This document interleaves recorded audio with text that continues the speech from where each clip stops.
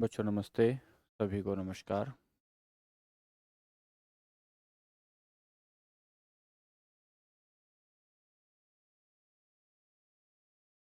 कैसे हाल चाल हैं आप लोगों के? एक बार बताएंगे मेरी आवाज़ आप तक ठीक आ रही है क्या? हरिशंकर नमस्ते भाई। प्रमोद कुमार हेलो।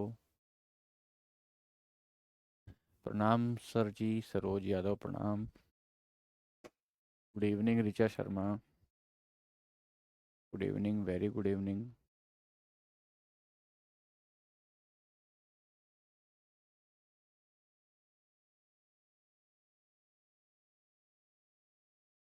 बताइए कैसे हाल हैं आपके?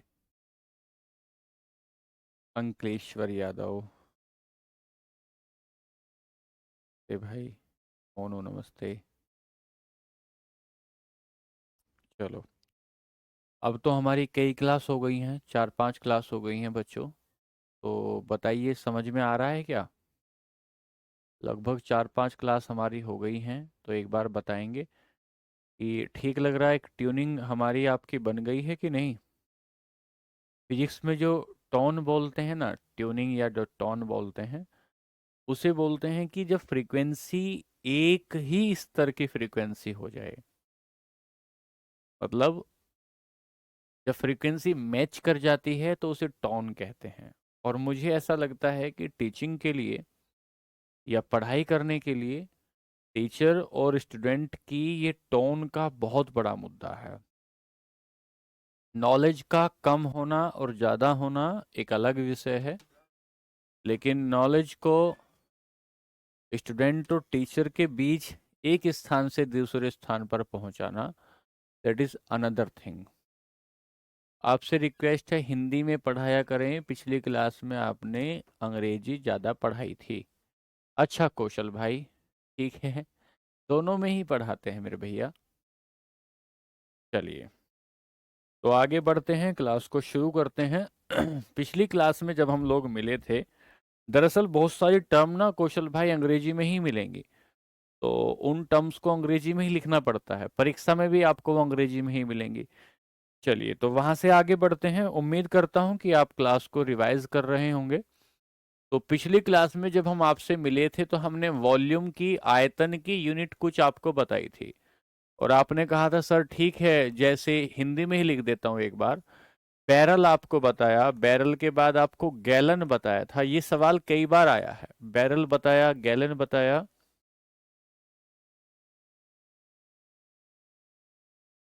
ठीक है, ठीक है।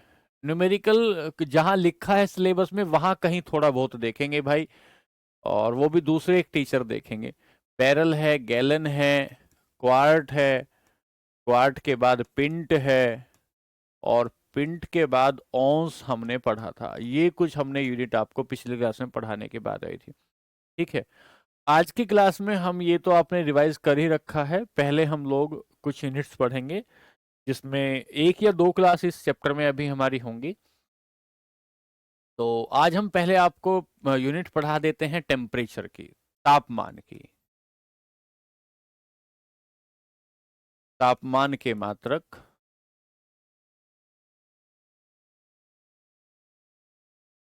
Units of temperature, units of temperature. तापमान जो होता है वो ये मापता है कि, तापमान जो होता है, आप सुन रहे हो ना अच्छे से? तापमान जो होता है वो ये मापता है कि किसी भी ऑब्जेक्ट के भीतर हीट कितनी है, और हीट एक प्रकार की एनर्जी है। हीट एक प्रकार की एनर्जी है। तो तापमान वो फैक्टर है, तापमान वो कारक है जो ये मापता है कि किसी भी ऑब्जेक्ट के भीतर ऊष्मा कितनी है, हीट कितनी है। इसे हम तापमान कहते हैं। एक बात तो ये हो गई। फिर जब आप यहां से आगे निकलोगे तो आप कहोगे सर जो तापमान होता है उसे एक तो नापते हैं हम सेंटीग्रेड से,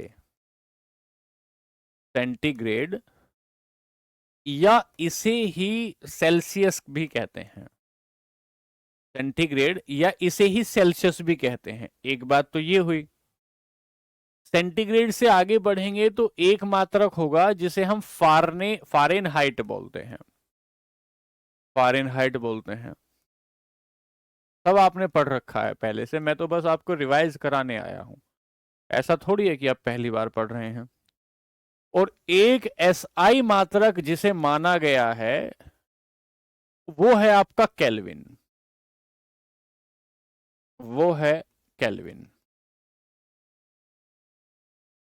तो सर एक आपका केल्विन हुआ, एक आपका फ़ारेनहाइट हुआ। सर कल आपने उल्टा लिख दिया था, 1 यार्ड बराबर एक। अच्छा ठीक है, देख लेंगे भाई, एक बार चेक कर लेना। 1 गज बराबर 0.9 मीटर और 1 फैदम बराबर। अच्छा रजनीश भाई कह रहे हैं कल कुछ उल्टा लिख दिया था, ठीक है, ये बात हो गई। तो सेंटीग्रेड को चेक करते हैं। अच्छा भाई क्या करना है आपको, आप इन पैमानों को बनाएंगे। देखो जब आप इस पैमाने को बनाने जाएंगे तो आप ये कहेंगे, ये कहेंगे, एक ये, एक ये। आप कहेंगे सर इसका जो बॉइलिंग पॉइंट है, इसका जो क्वथनांक बिंदु है, बॉइलिंग पॉइंट, सेंटीग्रेड पैमाना जो हमने बनाया उसका बॉइलिंग पॉइंट 100 डिग्री सेंटीग्रेड बनाया। बॉइलिंग पॉइंट या क्वथनांक का मतलब होता है जिस पर कोई चीज उबल जाती है, जिस पर कोई चीज उबल जाती है उसे क्वथनांक कहते हैं। और इसका जो फ्रीजिंग पॉइंट बनाया, जिस पर कोई चीज जम जाती है, हिमांक बिंदु जो बनाया, फ्रीजिंग पॉइंट जो बनाया इसका, उसे बनाया 0 डिग्री सेंटीग्रेड। 0 degree centigrade. अभी एक भैया कह रहे थे ना, तो इसे कहते हैं क्वथनांक बिंदु, क्वथनांक बिंदु, और इसे कहते हैं हिमांक बिंदु। तो हमने एक सेंटीग्रेड पैमाना बनाया, उस पैमाने पर हमने क्या किया, बॉइलिंग पॉइंट 100 डिग्री सेंटीग्रेड है और आपका जो है फ्रीजिंग पॉइंट जो है 0 डिग्री सेंटीग्रेड है। अच्छा ठीक है। और सर एक बात ध्यान देने की ये है कि 0 डिग्री से लेकर 100 डिग्री सेंटीग्रेड के बीच में, 0 डिग्री से लेकर 100 डिग्री सेंटीग्रेड के बीच में 100 लाइनें ऐसी होंगी और प्रत्येक एक लाइन 1 डिग्री सेंटीग्रेड को दिखाएगी। 100 लाइनें ऐसी होंगी और प्रत्येक एक लाइन जो होगी वो 1 डिग्री सेंटीग्रेड को दिखा रही होगी, 1 डिग्री सेंटीग्रेड को दिखा रही होगी। अच्छा सर यहां से आगे बढ़े, यहां से आगे बढ़े तो फ़ारेनहाइट पे आए। जब फ़ारेनहाइट पे आएंगे तो फ़ारेनहाइट एक पैमाना है, इस पे भी आपको क्या बनाना है, बॉइलिंग पॉइंट है, फ्रीजिंग पॉइंट है। बॉइलिंग पॉइंट बनाना होगा और फ्रीजिंग पॉइंट बनाना होगा। जब आप बॉइलिंग पॉइंट और फ्रीजिंग पॉइंट पे आएंगे तो इसे कहेंगे कि एक 32 डिग्री फ़ारेनहाइट और 212 डिग्री फ़ारेनहाइट। तो 32 डिग्री फ़ारेनहाइट तो इसका फ्रीजिंग पॉइंट हुआ इस पैमाने का, और 212 डिग्री फ़ारेनहाइट इसका क्या हुआ, 212 डिग्री फ़ारेनहाइट क्या हुआ इसका, इसका भाई ये बॉइलिंग पॉइंट हुआ। अच्छा, और सर अगर हम इसमें से घटा के देखें तो इसमें 180 पॉइंट ऐसे होंगे, यानी कि ये पैमाना 180 पॉइंट्स में बटा हुआ होगा। ये पैमाना 180 पॉइंट्स में बटा हुआ होगा। एक बात तो ये है, ये कितने में बटा हुआ है, 100 में। 212 में से 32 घटाओगे तो ये कितने में बटा हुआ है, ये बटा हुआ है आपका 180 में। ठीक है सर, बात ठीक हो गई। फिर यहां से आगे बढ़े, यहां से आगे बढ़े, जब आप यहां से आगे बढ़ोगे तो फिर आपको एक पैमाना मिलेगा, इस पैमाने को आप केल्विन कहेंगे, इस पैमाने को आप केल्विन कहेंगे, और इसका भी एक बॉइलिंग पॉइंट, फ्रीजिंग पॉइंट होगा, इसका भी एक बॉइलिंग पॉइंट होगा। जो इसका फ्रीजिंग पॉइंट होगा उसे कहेंगे 273 केल्विन। 273 केल्विन, साफ दिख रहा है क्या, इसे कहेंगे 273 केल्विन, 273 केल्विन, और इसे कहेंगे 373 केल्विन, 373 केल्विन। और अगर 273 और 373 के बीच देखोगे तो इसमें भी 100 पॉइंट आपको ऐसे मिलेंगे जिसमें ये पैमाना बटा हुआ होगा और प्रत्येक पॉइंट 1 केल्विन को दिखाएगा, प्रत्येक पॉइंट 1 केल्विन को दिखाएगा। सवाल एक बना कि इसमें कितने अंतराल हैं, इसमें कितने पॉइंट हैं, 100 हैं, इसमें कितने पॉइंट हैं, 180 हैं, इसमें कितने पॉइंट हैं, इसमें भाई आपके जो है 100 पॉइंट हैं। तो ये 273 केल्विन से नापना शुरू करता है, 373 केल्विन तक जाता है। ये 32 फारेनहाइट से मापना शुरू करता है और ये कहां तक जाता है, 212 तक जाता है। ये 0 से मापना, सेंटीग्रेड से मापना शुरू करता है और ये जाता कहां तक है, 100 डिग्री सेंटीग्रेड तक जाता है। एक बात तो ये हो गई। अच्छा अरुण भाई, थैंक यू, थैंक यू। यहां से आगे चले, जब आप यहां से आगे चले, यहां तक तो कुछ मैंने ऐसा खास बताया नहीं है, तो क्या मैं ये कह सकता हूं आपकी नजर से, क्या मैं ये कह सकता हूं कि सर जो 0 डिग्री सेंटीग्रेड है, इसका जो 0 डिग्री सेंटीग्रेड है, मतलब कि अगर मैं हिमांक बिंदु की बॉइलिंग फ्रीजिंग पॉइंट की बात करूं, हिमांक बिंदु की बात करूं, हिमांक बिंदु की, तो हिमांक बिंदु में आप क्या कह रहे हैं कि इसका जो 0 डिग्री सेंटीग्रेड है, सेंटीग्रेड में जो 0 डिग्री पर जम रहा है, वो फारेनहाइट में 32 डिग्री फारेनहाइट पर जम रहा है, और वो केल्विन में 273 केल्विन पर जम रहा है। इसका मतलब 0 degree centigrade is equal to 32 degree Fahrenheit और 273 डिग्री केल्विन। एक बात तो आपको ये याद करनी होगी, ठीक है। अगली बात क्या याद करनी है, क्वथनांक बिंदु बॉइलिंग पॉइंट पर आए। अभी तो कुछ समझा ही नहीं रहा हूं, अभी तो मैं इसकी बेसिक दे रहा हूं आपको, लेकिन मैं ये बताता हूं कि कहां से निकल कर आती हैं बातें। तो फिर हम आए 100 डिग्री सेंटीग्रेड, तो आपका पानी 100 डिग्री सेंटीग्रेड पर उबलता है, या आप कह सकते हैं कि 212 फारेनहाइट पे उबलता है, या आप ये कह सकते हैं 373 केल्विन पर उबलता है। अगर सवाल ये आए कि पानी कितने डिग्री सेंटीग्रेड पर उबलता है, तो भैया 200 डिग्री सेंटीग्रेड पर उबलता है। और पूछे कितने फारेनहाइट पर उबलता है, तो 212 डिग्री फारेनहाइट पर उबलता है। कितने केल्विन पर उबलता है, तो 373 डिग्री केल्विन पर उबलता है। क्योंकि हमने कुछ नहीं किया, हमने 0 डिग्री सेंटीग्रेड इन पैमाने को देखा, कितने कितने पैमानों के बीच में कितना अंतराल है, सर इतनी बात बताई।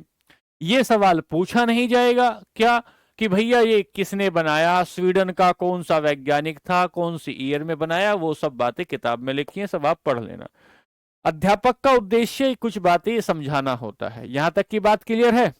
चलो अब हम देखते हैं थोड़ा सा कन्वर्जन।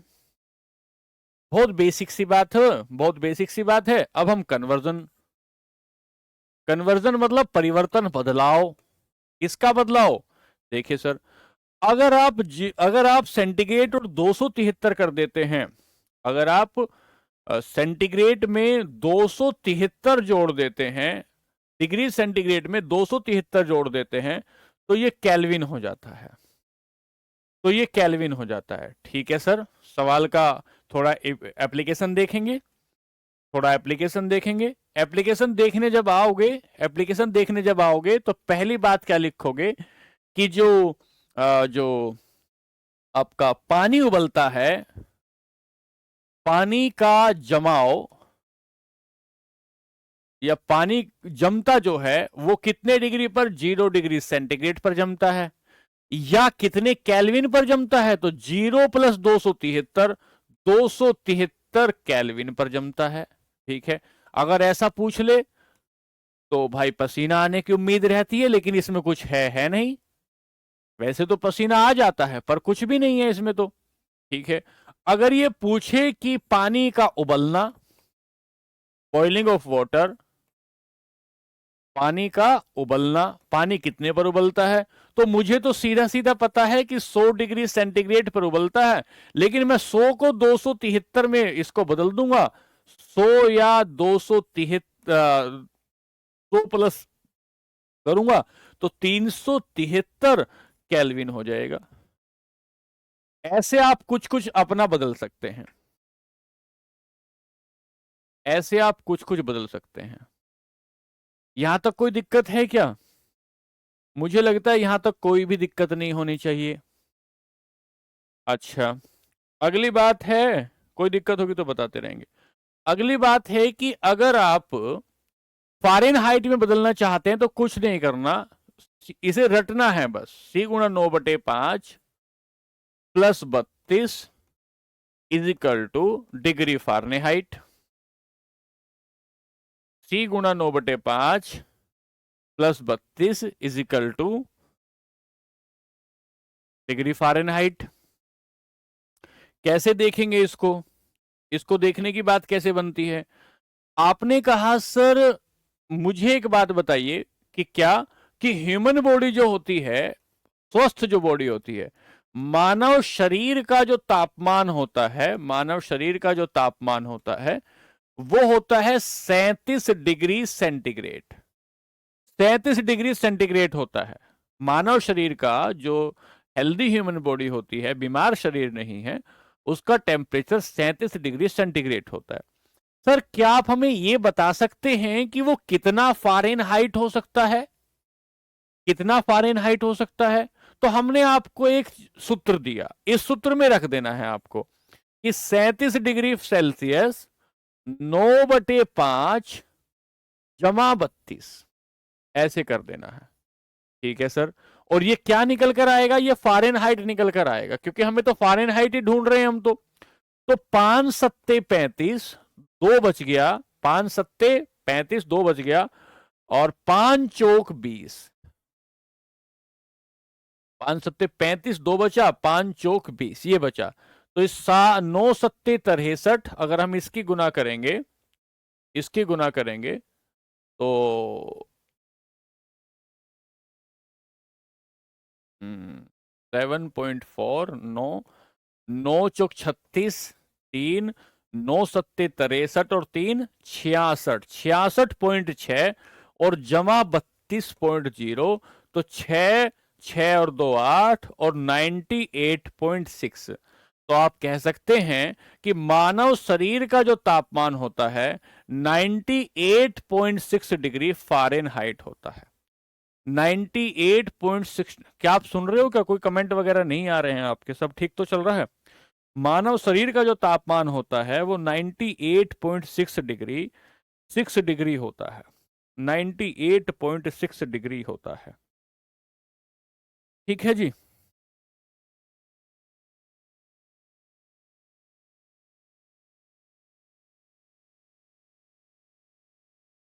जो आपका थर्मामीटर होता है ना, वो 95 डिग्री फ़ारेनहाइट से लेकर 110 डिग्री फ़ारेनहाइट तक नापता रहता है। ये बात क्लियर है क्या? पवन, अखिलेश्वर, सरोज, रीचा, इसमें कोई दिक्कत तो नहीं है? ऐसे काट दिया, ऐसे बुरा तो नहीं लग रहा है कटा हुआ?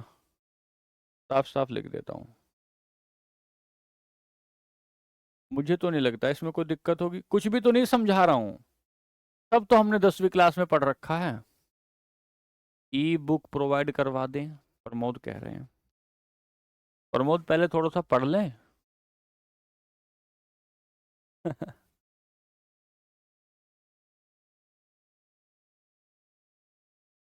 क्यों बिट्टू भाई, ऐसी क्या बात है? क्या पूछना चाहते हो? बात क्लियर है? चलो, अब एक सवाल परीक्षा में आया था, एक परीक्षा में एक सवाल आया था, वो देखते हैं क्या सवाल आया था।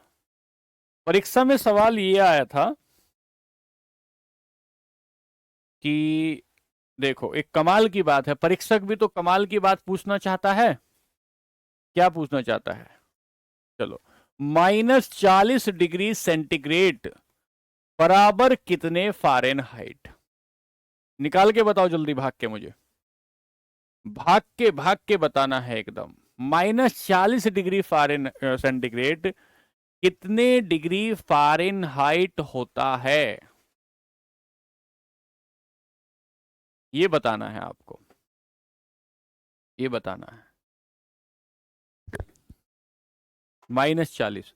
सर कुछ भी नहीं करना, सी गुना 9/5। अच्छा, नीले पेन से लिखेंगे, क्योंकि जो है ये हमारा एक्सप्लेनेशन बनेगा। 40 गुना 9/5 और कुछ भी नहीं करना, जमा 32 बराबर का फ़ारेनहाइट। ठीक है। 5 अट्ठे 40, 8 8 निम 72, माइनस के 72 जमा 32, तो क्या बचा? -40 बचे, -40 फ़ारेनहाइट बचे। अरे ये कैसे हो गया है?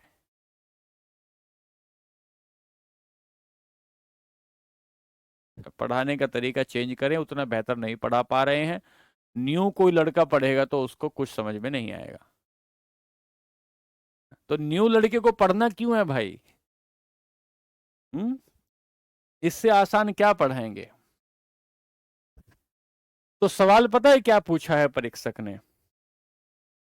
सवाल परीक्षक ने ये पूछा है मेरे भाई बिट्टू लाल, परीक्षक सवाल ये पूछना चाहता है कि कितने डिग्री सेंटीग्रेड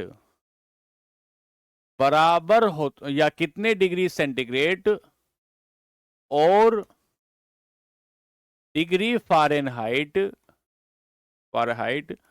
परस्पर बराबर होते हैं, परस्पर बराबर होते हैं। इतनी आसान बात भी नहीं समझ रहे हो बिट्टू भाई? गुल्लक फोड़ के थोड़े अखरोट ले आओ मेरे लाल, थोड़े अखरोट ले आओ, 4 बादाम रात में पानी में भिगो दिया करो, उन्हें खा लिया करो सुबह उठ के, तरावट आ जाएगी दिमाग में, थोड़ी थोड़ी चिकनाहट चाहिए, बात को रुकने के लिए दिमाग में थोड़ी चिकनाहट चाहिए मेरे बच्चे। चलिए ये बात क्लियर हो गई क्या? फ़ारेनहाइट की बात क्लियर हुई, और फ़ारेनहाइट के साथ साथ हमने क्या बात क्लियर की? सेंटीग्रेड की बात की। ठीक है, 3-4 फैक्ट आपको याद रखने हैं, 3-4 फैक्ट आपको याद रखने हैं। क्या? पहला,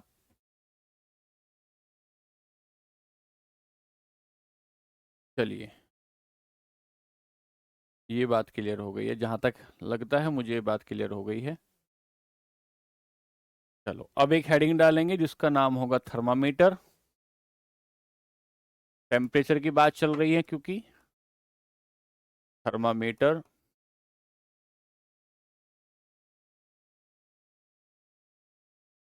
थर्मामीटर, ऐसे थर्मामीटर जिसमें लिक्विड भरा होता है, ऐसे थर्मामीटर जिसमें लिक्विड भरा होता है, और एक थर्मामीटर होगा जिसमें, एक थर्मामीटर होगा जिसमें,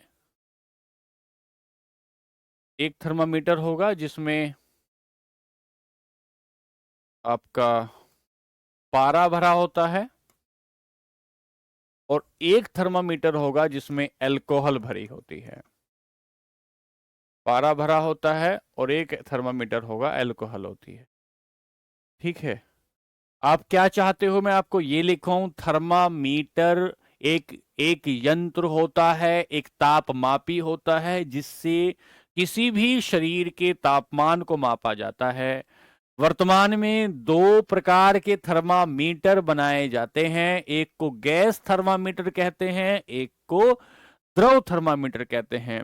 जो लिक्विड थर्मामीटर होता है उसमें भी पारा भरा होता है, अल्कोहल भरा होता है। भैया अब तुम बड़े हो गए हो मेरे बच्चे। ठीक है सर, एक में पारा भरा होता है, एक में अल्कोहल भरा होता है। अगर आप पारे की बात करेंगे तो जो पारा होता है, पारे का जो बॉइलिंग पॉइंट होता है, पारे का जो बॉइलिंग पॉइंट होता है लगभग 39 डिग्री सेंटीग्रेड के आसपास होता है, 39 डिग्री आसपास होता है। तो अगर पारे वाला अगर 39 डिग्री पर जम गया, अगर पारा 39 डिग्री पर जम गया, तो इससे -70 डिग्री कैसे नापोगे?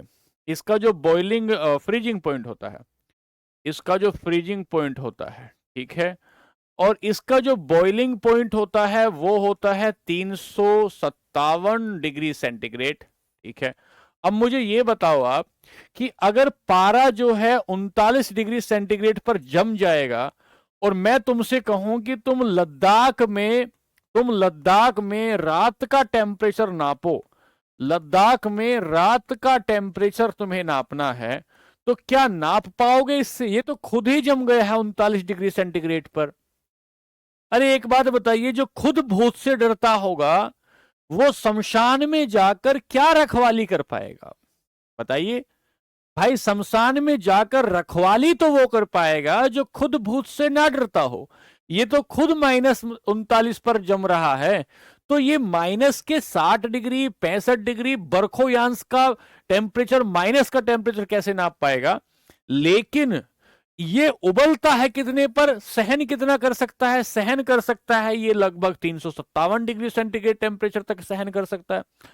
अगर 357 डिग्री सेंटीग्रेड ये सहन कर सकता है, तो इसका मतलब ये होगा कि हम इससे 200 डिग्री, 250 डिग्री, 350, 300, 350, 350 डिग्री सेंटीग्रेड इससे नपवा सकते हैं।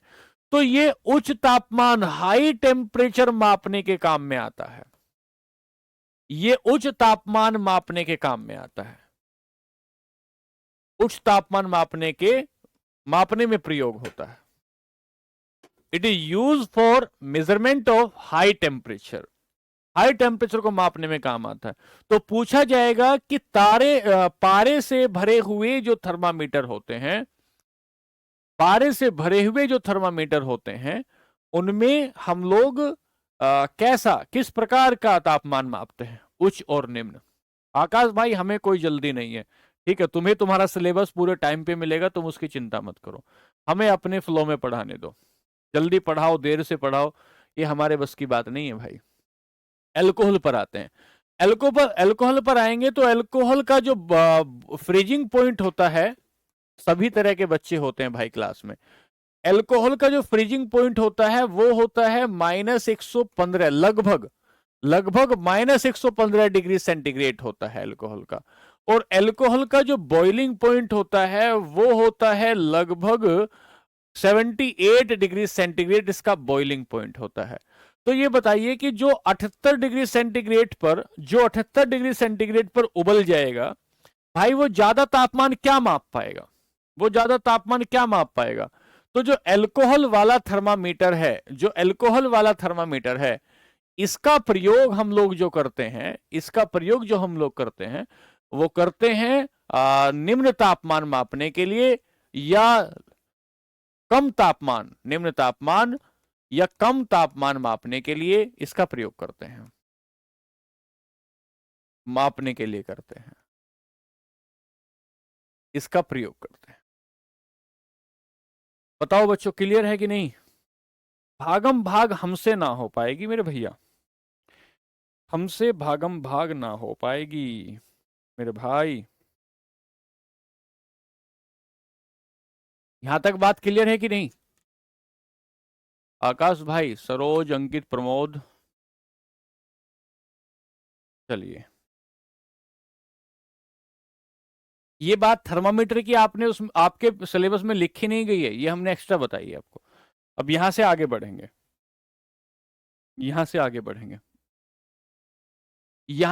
बढ़ेंगे, तो एक शब्द लिखा होगा एब्सोल्यूट जीरो टेम्परेचर।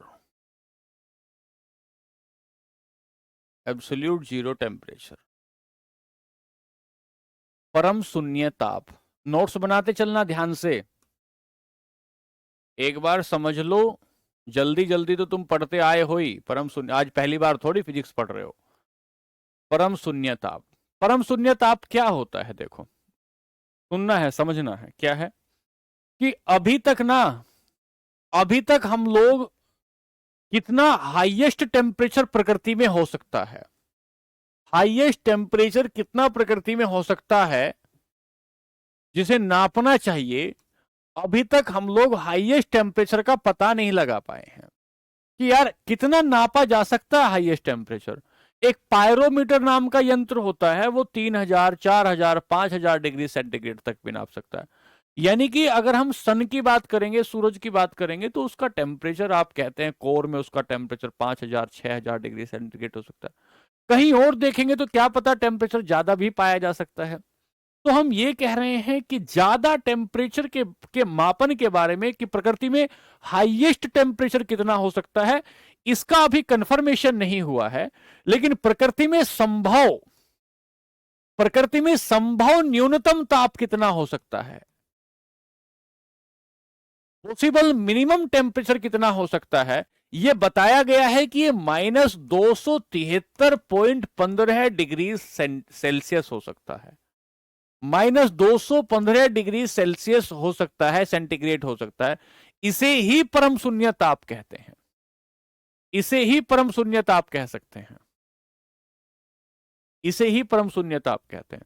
तो पूछा जाए कि परम शून्य ताप कितना होता है, यह वो अवस्था है, अगर इस अवस्था में कोई एटम आ जाता है, इस अवस्था में कोई ऑब्जेक्ट आ जाता है, तो फिर वो जो अवस्था है, या फिर वो जो पदार्थ है, वो पदार्थ फिर एक सुपर एटम की तरह बिहेव करना शुरू कर देता है, सुपर एटम की तरह बिहेव करना शुरू कर देता है, और उसमें बहुत शिथिलता आ जाती है, उसकी गतिज ऊर्जा, काइनेटिक ऊर्जा बहुत कम हो जाती है, बहुत कम हो जाती है। तो ये हुआ परम शून्यता आपके बारे में। बात क्लियर है? ये हुआ परम शून्यता आपके बारे में। यहां से आगे चलें तो एब्सोल्यूट जीरो टेम्परेचर हो गया, यहां से आगे बढ़ेंगे। ये तो हो गई आज की बातें जो हमें थोड़ी सी बतानी थी टेम्परेचर के बारे में, ठीक है। अब यहां से आगे चल रहे हैं, यहां से आगे चलेंगे तो हम मास के कुछ जो है लेंगे।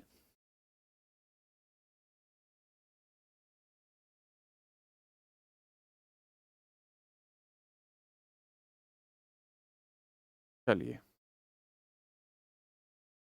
आगे चलते हैं। चलिए जी, आइए मास की यूनिट देखेंगे, ध्यान से पढ़ते रहेंगे, अनावश्यक बातों पर ध्यान नहीं देंगे। क्लास की अपनी एक मान मर्यादा होती है, उसे बनाए रखेंगे। द्रव्यमान के मात्रक, यूनिट्स ऑफ मास।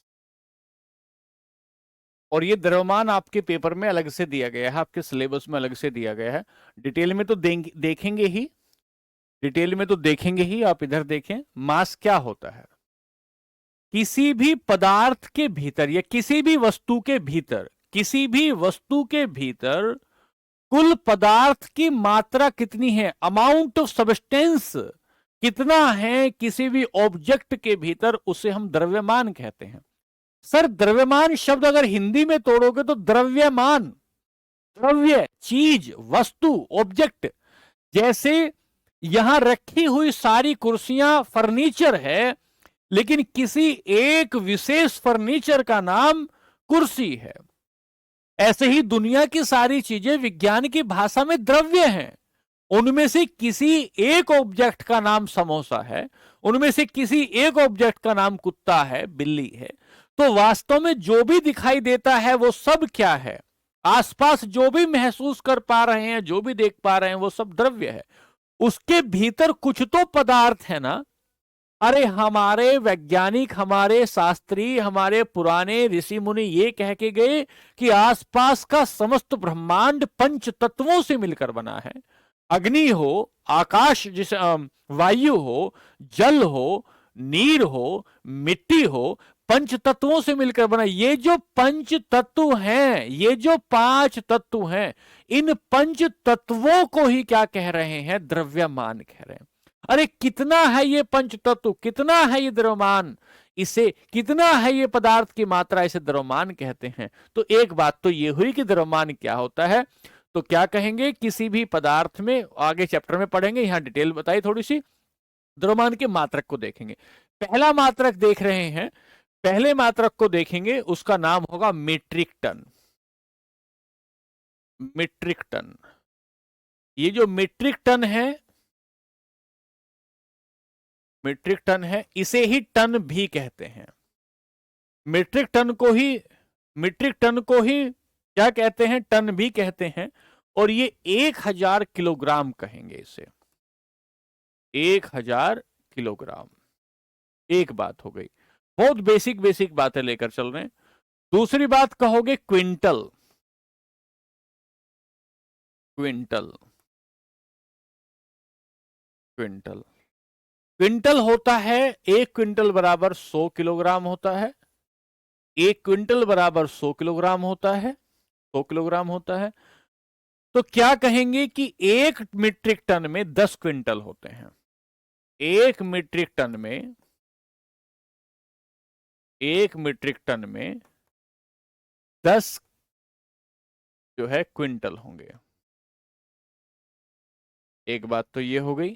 तीसरा किलोग्राम होता है, बहुत बेसिक है, किलोग्राम होता है। 1 किलोग्राम बराबर 1000 ग्राम होता है। 1000 ग्राम होता है 1 किलोग्राम बराबर। चौथा पाउंड होता है। पाउंड होता है। आपने देखा होगा कि ऊन जो माताजी लाती हैं, ऊन जो माताजी लाती हैं वो पाउंड में लेकर आती हैं, पाउंड में लेकर आती हैं। फिर एक होता है औंस, कल भी देखा था, ये यहां ग्राम में अगर देखेंगे 28.35 ग्राम होता है, 28.35 ग्राम होता है औंस, 28.35 ग्राम होता है, 453.6 ग्राम, ऐसे करके। यहां से आगे बढ़े, यहां से आगे बढ़े, अब यहीं पर हम लोग एक मात्रक लेंगे, भार का मात्रक, भार के मात्रक।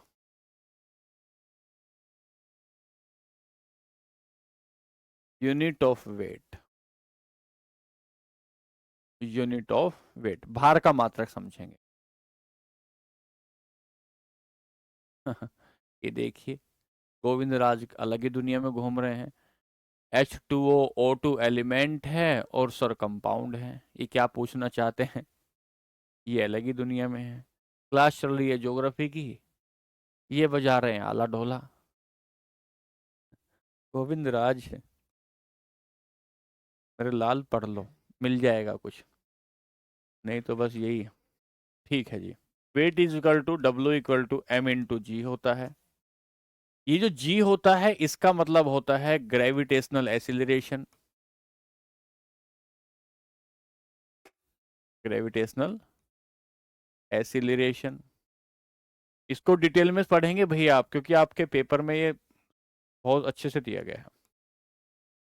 सीधा लिखा है कि यूनिट गुरुत्वाकर्षण, गुरुत्वाकर्षण त्वरण, त्वरण, ग्रेविटेशनल एसिलेशन, गुरुत्वाकर्षण त्वरण, त्वरण। और एम क्या होता है? एम होता है मास, यानी कि द्रव्यमान, द्रव्यमान। तो सर द्रव्यमान की यूनिट क्या होती है? ऐसा यूनिट क्या होती है द्रव्यमान की? ऐसा यूनिट होती है द्रव्यमान की किलोग्राम। और एसिलरेशन की यूनिट क्या होती है? त्वरण की यूनिट क्या होती है? एसिलरेशन या त्वरण की यूनिट क्या होती है? त्वरण की यूनिट होती है मीटर, मीटर पर सेकंड स्क्वायर, मीटर पर सेकंड स्क्वायर। क्योंकि गुरुत्वाकर्षण, गुरुत्वीय त्वरण कहें या गुरुत्वाकर्षण त्वरण कहें, तो जो गुरुत्वीय त्वरण है तो ये एसिलरेशन ही, वो एसिलरेशन जो पृथ्वी के वजह से, पृथ्वी के बल की वजह से पैदा हुआ है, उसे ग्रेविटेशनल एसिलरेशन कह रहे हैं। और अगर किलोग्राम मीटर पर सेकंड है, तो भैया यही तो न्यूटन है, यही तो न्यूटन है। तो भार की मात्रक क्या हुई? भार का मात्रक क्या बना? भार का मात्रक बना न्यूटन, भार का मात्रक बना न्यूटन। इस बात में बताइए कोई दिक्कत है क्या? तो ये तो एसआई पद्धति में आपने बताया। एसआई पद्धति में, यदि आप सीजीएस पद्धति में निकालने की बात करोगे कि भार का मात्रक सीजीएस पद्धति में बताओ, तो किलोग्राम को सीजीएस को किस में नापते हैं? ग्राम को जी में, ठीक है। मीटर को सेंटीमीटर में नापते हैं, और सेकंड स्क्वायर तो ऐसा रहेगा ही।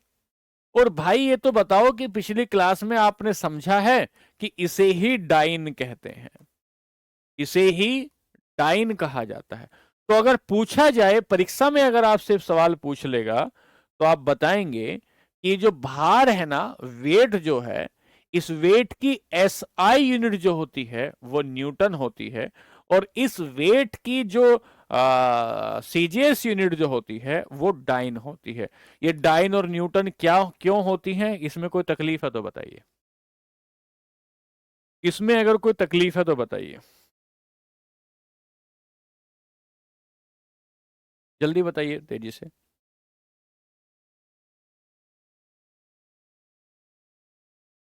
जल्दी बताना है।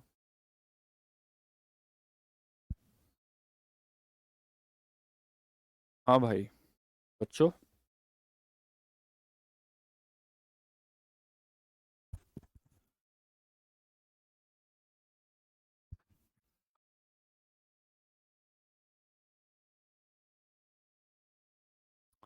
चलूं आगे?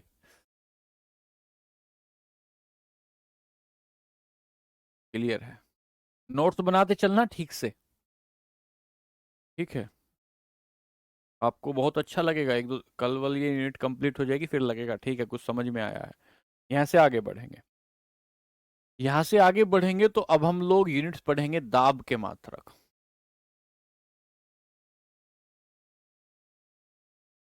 दाब के मात्रक, यूनिट्स ऑफ प्रेशर। दाब के मात्रक, यूनिट्स ऑफ प्रेशर, दाब के मात्रक पढ़ेंगे, यूनिट्स ऑफ प्रेशर। फिर से समझाएं एक बार, क्या समझाऊं एक बार बताओ। वेट बराबर मास इनटू ग्रेविटेशनल एसिलरेशन होता है। एसिलरेशन क्या होता है, यहां हो सकता है, यहां तुम्हें दिक्कत आ रही हो भाई हरिशंकर। त्वरण का मतलब होता है वेग में परिवर्तन की दर, ठीक है। वेग में परिवर्तन की दर क्या होती है, मीटर पर सेकंड, कितने मीटर पर सेकंड बदलाव हो रहा है, ये मीटर पर सेकंड है। जब आपने इसका फॉर्मूले में रख दिया इसे कि मास को किस में नापते हैं एसआई पद्धति में, किलोग्राम में, त्वरण को किस में नापते हैं, पिछली कॉपी खोल के देखोगे पता लग जाएगा। तो किलोग्राम मीटर पर सेकंड अगर कहोगे तो इसे ही न्यूटन कहते थे। जब इसे सीजीएस पद्धति में निकालोगे तो ग्राम सेंटीमीटर पर सेकंड जो होता है उसे डाइन कहते हैं, डाइन कहते हैं। ठीक है भाई, चलो आगे चलो। हमारे दाब के मात्रक पर, units of pressure, unit of pressure में आएंगे। पहली बात, दाब क्या होता है, pressure is equal to F upon A होता है। एफ मतलब फोर्स, ए मतलब एरिया।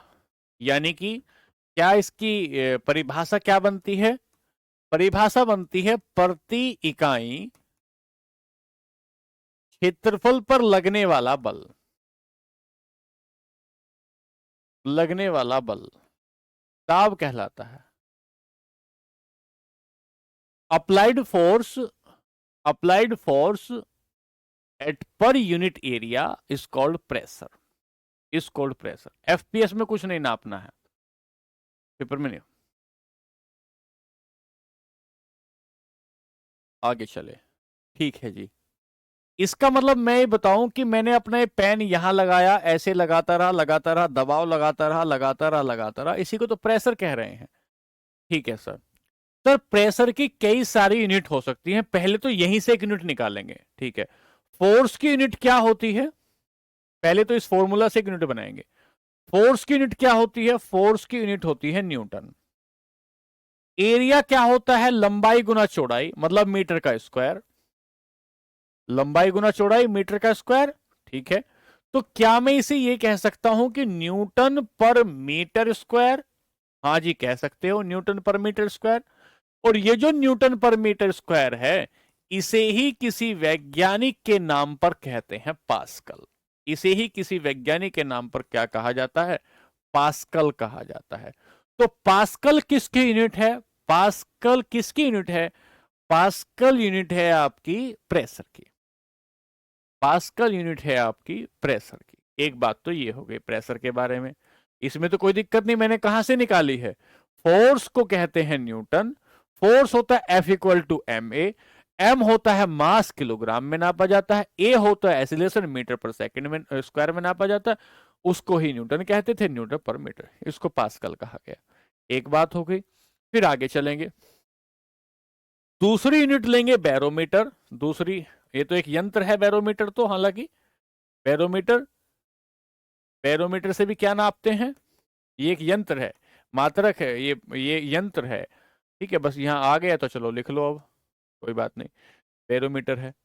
फिर आता है बार, फिर आता है तीसरा बार, तीसरा होता है बार, बार। तो बार भी किसकी यूनिट है, बार भी मात्रक की ही यूनिट है, बार भी किसकी यूनिट है, मात्रक की यूनिट है। और 10 की पावर 5 पास्कल अगर पूछा जाए, पहला सवाल तो क्या पूछा जाएगा, पहला सवाल पूछा जाएगा कि बार किसकी यूनिट है, और दूसरा सवाल पूछेगा कि एक बार बराबर कितने पास्कल होता है। तीसरा, चौथी एक यूनिट और बनेगी, चौथी एक यूनिट और बनेगी बार के बाद, उसे कहेंगे ATM, ATM atmospheric pressure unit, atmospheric pressure unit, ATM, atmospheric pressure unit, इसे एएमयू भी कह देते हैं, एटीएम के एएमयू नहीं एटीएम कहते हैं। 1.013 1.013 इंटू 10⁵ पास्कल।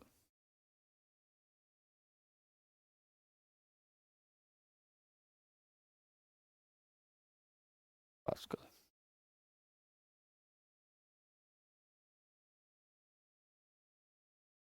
ठीक है जी, लिख रहे हो क्या? क्या आप लिख रहे हो?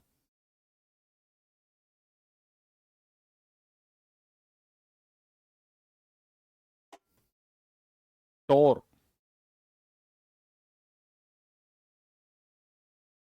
133.3 पास्कल। ये भी आपको ध्यान देना पड़ेगा थोड़ा। टोर किसकी यूनिट है? तो यहां पर ऐसे मान लेंगे आप लोग क्या, कि पास्कल की बात करो या बार की बात करो, टोर की बात करो, सब किसकी यूनिट है? सब आपकी प्रेशर की यूनिट है, units of pressure, units of pressure. ठीक है जी, प्रेशर हो गया, वेट हो गया, मास हो गया, और थर्मामीटर हो गया। अब बताइए आपके क्या क्या सवाल हैं? अब बताइए आपके क्या क्या सवाल हैं? ठीक है, कल की क्लास में हम जो भी छोटे मोटे, ये तो समझने वाली यूनिट तो मैंने आपको यहाँ बता दी, और कुछ और यूनिट जो होंगी उनको हम लोग कल की क्लास में लिखवा देंगे आते ही, और फिर आपको पीवाईक्यू करवा देंगे, फिर आपको पीवाईक्यू करवा देंगे।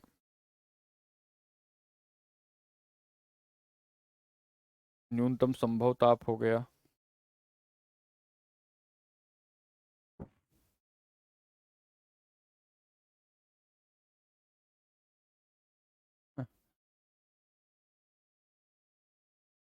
आप ग्रुप डी वाले बैच में पढ़ाते हैं, समझाते हैं, वो वाला यहाँ नहीं पढ़ा रहे हैं। आकाश भाई तुम पढ़ोगे नहीं, तुम्हारे आसार दिख गए हैं। तुम्हारे आसार क्लास में दिख गए हैं, तुम पढ़ोगे नहीं। तुम बस आनंद लेने आए हो। यहाँ अच्छा पढ़ाते हैं, वहाँ बेकार पढ़ाते हैं। ठीक है, तुम बस यही देखने आए हो। तुम्हारा पढ़ने लिखने से कोई संबंध हो है नहीं मेरे भाई आकाश। तो कल की क्लास में हम लोग कुछ और यूनिट्स लेंगे। और क्या आपके पास पीवाईक्यू है? एक बार बताइए, क्या आपके पास प्रीवियस ईयर क्वेश्चंस हैं क्या?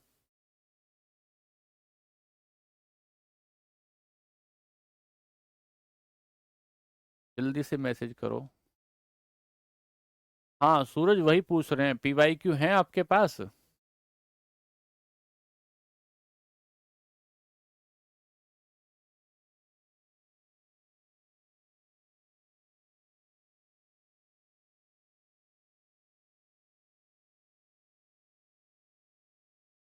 उल्टा कर देंगे हरी भाई, उल्टा कर देंगे वहां पर।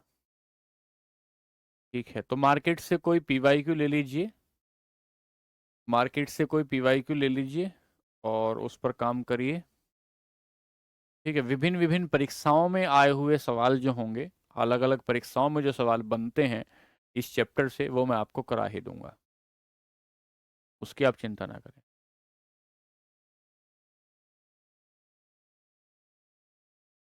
ठीक है बच्चों, चलो फिर कल मिलते हैं और कल आगे की बात करेंगे। ध्यान से नोट्स बनाते रहना, नोट्स जरूर बनाने हैं, ऐसा नहीं कि जो है मुगल सल्तनत की तरह आराम से लेट कर क्लास देख रहे हैं।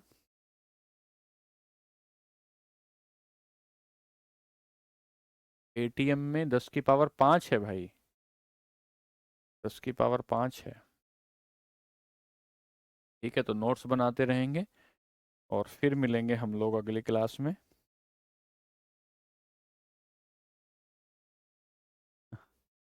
चलिए आज के लिए नमस्ते, खुश रहिए, धन्यवाद, नमस्कार।